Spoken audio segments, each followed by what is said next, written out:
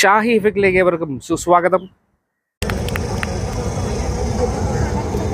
നന്ദി ജബി.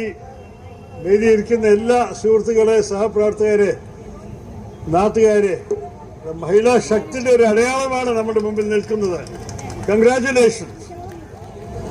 ഈ മഹിളാ സാഹസ് കേരള യാത്ര 4 ജാനുവരിയിലാണ് ആരംഭിച്ചത്. കാസർഗോഡ് നിന്ന് ആരംഭിച്ചിട്ട് അവർ 1474 സ്ഥലത്ത് കയറി ഇറങ്ങി.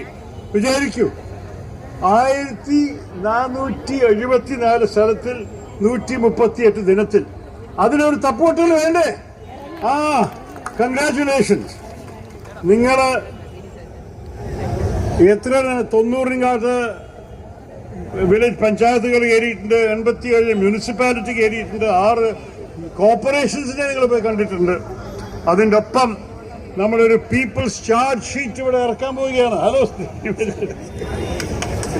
പീപ്പിൾസ് ചാർജ് ഷീറ്റ് കൂടി ഇറക്കാനൊരു സമയമാണത്.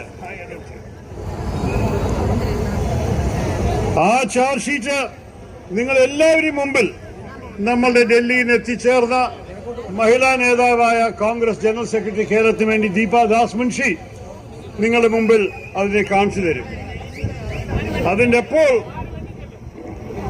ഞാൻ ചോദിക്കട്ടെ, ഇതുപോലെ ഒരു യാത്ര, മഹിളാ യാത്ര ഇത്ര സ്ഥലത്തിൽ ഇതുവരെ കേരളത്തിന്റെ ചരിത്രത്തിൽ കയറി ഇറങ്ങിയിട്ടുണ്ടോ എന്ന് ചോദിച്ചാൽ ഒരു ഉദാഹരണമില്ല.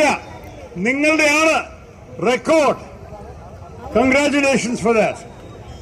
എനിക്ക് പ്രത്യേകിച്ച് ഒരു കാര്യം പറയണത്, നമ്മളെല്ലാവരെയും, അമ്മമാരുടെയും സ്ത്രീകളുടെയും മഹിളകളുടെയും റോളിനെ എല്ലാവരും വീട്ടുപണിക്ക് വേണ്ടി ചുരുക്കാൻ ശ്രമിക്കുന്ന സമയത്തിൽ ഇപ്പോൾ നമ്മൾ കാണുന്നത് മഹിളകളുടെ ശക്തി, നിങ്ങളുടെ പ്രവർത്തനം, നിങ്ങളുടെ നേതൃത്വം, നിങ്ങളുടെ ഓരോരോ അച്ചീവ്മെന്റാണ് കേരളത്തിനെ മുന്നോട്ട് കൊണ്ടുപോകുന്നത്.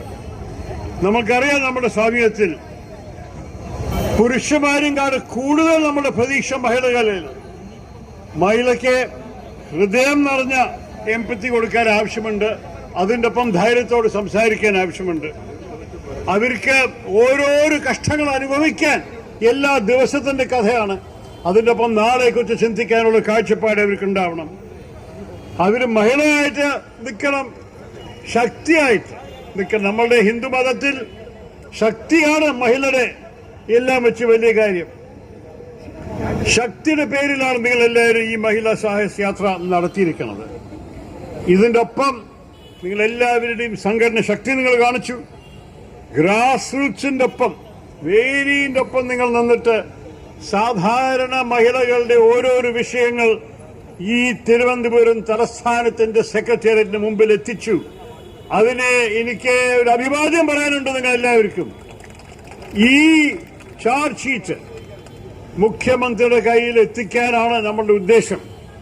നിങ്ങൾക്ക് എല്ലാവർക്കും അറിയണം, നിങ്ങൾ ആവശ്യപ്പെടുന്ന ഓരോരോ കാര്യങ്ങൾ, ഈ സംസ്ഥാനത്തെ ഓരോരോ നിയമങ്ങൾ, ആരോഗ്യ മേഖലയിൽ, വിദ്യാഭ്യാസ മേഖലയിൽ, തൊഴിൽ മേഖലയിൽ, സോഷ്യൽ സെക്യൂരിറ്റി പ്രശ്നങ്ങളെല്ലാം നിങ്ങൾ ആവശ്യപ്പെടുന്നത് ന്യായമുണ്ട്. അതിനുവേണ്ടി ഞങ്ങൾ എല്ലാവരും 100% പിന്തുണ നിങ്ങൾക്ക് കാണും. അതിൻ്റെ ഒപ്പം നമുക്ക് പല കാര്യങ്ങൾ ചെയ്യാനുണ്ട്. ഇതോടെ ഈ യാത്രത്തിന്റെ സമാപനമായി കാണരുത്. നിങ്ങൾ ആവശ്യപ്പെടുന്ന ഓരോരോ കാര്യങ്ങൾക്ക് വേണ്ടി നമ്മൾ ഫോളോ അപ്പ് ചെയ്യണം. എന്താ സംഭവിച്ചതെന്ന് ചോദിച്ചുകൊണ്ടിരിക്കണം. സംസ്ഥാന സർക്കാരിന്റെ അക്കൗണ്ടബിലിറ്റി നമ്മൾ ചോദിക്കണം. എന്തായിരിക്കും ഓരോരോ കാര്യത്തിന്റെ മറുപടി? എനിക്കറിയാം, അവർക്കൊന്നും പറയാനുണ്ടാവില്ല. പക്ഷെ നമ്മൾ അവരെ ആ വെല്ലുവിളി നേരിട്ട് ചോദിക്കണം. ഈ കാലത്ത് ഞാൻ ഓരോരോ ഫിഗർ നോക്കുകയായിരുന്നു.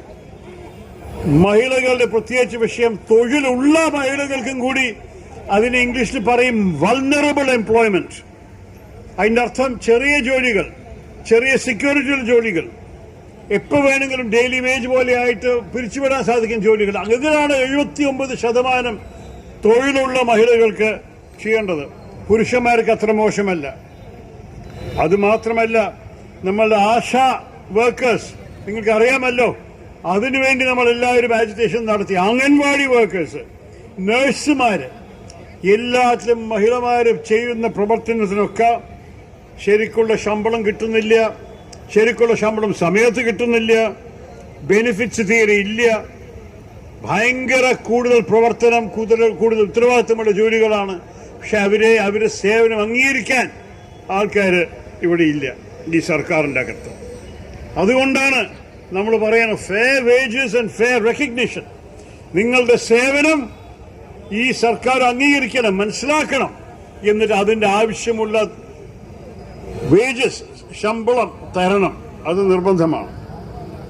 അതിൻ്റെ ഒപ്പം തന്നെ നമ്മൾക്കറിയണമല്ലോ, വീട്ടമ്മമാർക്കും നമ്മൾ സംസാരിക്കുന്നു, അവരും പല ബുദ്ധിമുട്ടുകൾ അനുഭവിക്കുന്നുണ്ട്. വിലക്കയറ്റം ഇങ്ങനെ വന്നുകൊണ്ടിരിക്കുമ്പോൾ ആദ്യത്തെ ബുദ്ധിമുട്ട് അവർക്കാണ്. കുടുംബത്തിന് ഭക്ഷണം കൊടുക്കാൻ, കുടുംബത്തെ വളർത്താൻ. നമ്മൾ KPCC പ്രസിഡന്റ് എത്തി. അപ്പോ തൊഴിലുള്ള സ്ത്രീകൾ മാത്രമല്ല, വീട്ടമ്മമാർക്കും വേണ്ടിയിട്ടാണ് നമ്മൾ എല്ലാവർക്കും സംസാരിക്കുന്നത് ഇവിടെ. അതിൻ്റെ ഒപ്പം ഞാൻ കൂടി പറയട്ടെ, നമുക്ക് രാഷ്ട്രീയത്തിൽ മഹിളകളുടെ ഒരു പോരായ്മ. ഞാൻ കുറേയായി സംസാരിക്കുന്നു. നിങ്ങൾക്കറിയാം, നമ്മുടെ പാർലമെന്റ് അടുത്ത തെരഞ്ഞെടുപ്പ് മുതൽക്ക് 33% റിസർവേഷൻ ലോക്സഭയിൽ കൊണ്ടുവരുന്നുണ്ട്. അത് വലിയ ഗുണം ചെയ്യും. മഹിളകളുടെ ചിന്തകൾ മനസ്സിലാക്കി, മഹിളകളുടെ ബുദ്ധിമുട്ടുകൾ അനുഭവിച്ച് മഹിളകൾക്ക് വേണ്ടി സംസാരിക്കാൻ മഹിളാ പ്രതിനിധികൾ നമ്മുടെ പാർലമെന്റിൽ 2029 മുതൽ കാണാൻ സാധിക്കും. അത് വലിയൊരു കാര്യമാണ് നമ്മുടെ രാജ്യത്തിന്റെ ഭാവിക്ക് വേണ്ടിയിട്ട്. നിങ്ങൾ എല്ലാവരും രാഷ്ട്രീയ താല്പര്യമുള്ള മഹിളകൾ ഇതിനു വേണ്ടിയിട്ടും മുന്നോട്ട് നിങ്ങൾ കൈയിറക്കണം.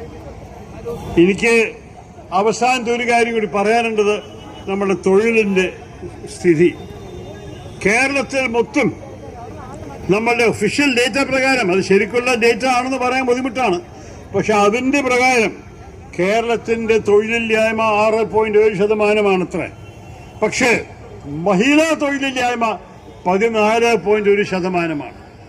ശരിക്കും യാഥാർത്ഥ്യം നോക്കിക്കൊള്ളാണ് അതിനേക്കാളും കൂടുതലായിരിക്കും രണ്ടും.